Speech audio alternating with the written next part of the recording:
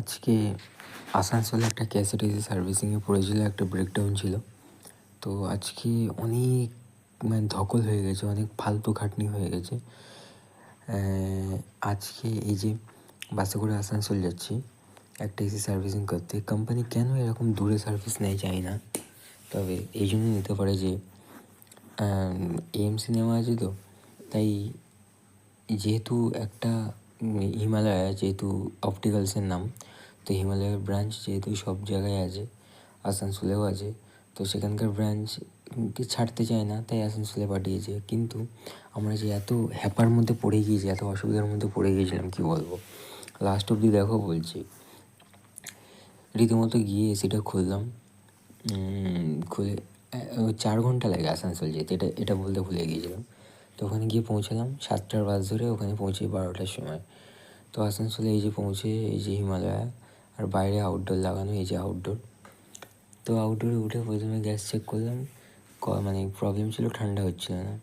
ঠান্ডা কিসের জন্য হচ্ছিল না? কম্প্রেসার চলছিল, তাও ঠান্ডা হচ্ছিল না। গ্যাসও ছিল, কিসের জন্য না, কম্প্রেসারটা উল্টো হচ্ছিলো। 3 ফেজের লাইন সেহেতু ফেজ ঘোরানো ছিল, তাই জন্য কম্প্রেসার উল্টো হচ্ছিলো, গ্যাস পাম্প করতে পারছিল না, সো ঠান্ডা হচ্ছিল না, এটাই। তো রীতিমতো আউটডোর সার্ভিস করলাম। আর ভিতরে আর একটা প্রবলেম ছিল, যেটা ড্রেন লিকেজ করছিল। তো ড্রেন লিকেজটা কী জন্য করছিল, ড্রেনে দেখতে পাচ্ছ কত বড় ইঁদুর খেয়েছে।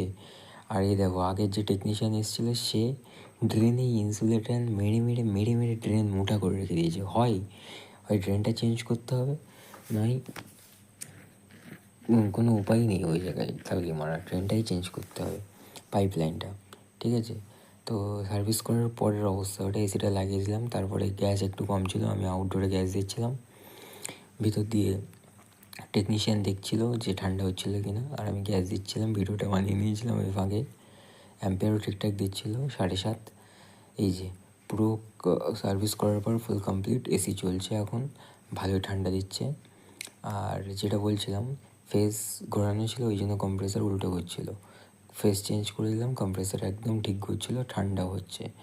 তারপরে ওটা বের করে আসার পরে আমরা দেখো স্টেশনে এসে বসে আছি। কটার সময়? 7টা না, 7:30টার ট্রেন 8:30টায়, 1 ঘন্টা ট্রেন লেট। আসানসোল স্টেশনে বসে আছি, বাড়ি পৌঁছাতে আজকে তো আমরা ভেবে নিয়েছিলাম যে বাড়ি আজকে পৌঁছাতে পারবো না। তো দেখা যাক, 7:30টার ট্রেন 8:30টার সময় যখন এলো, তখন আমরা সেই ট্রেনটাতে উঠলাম।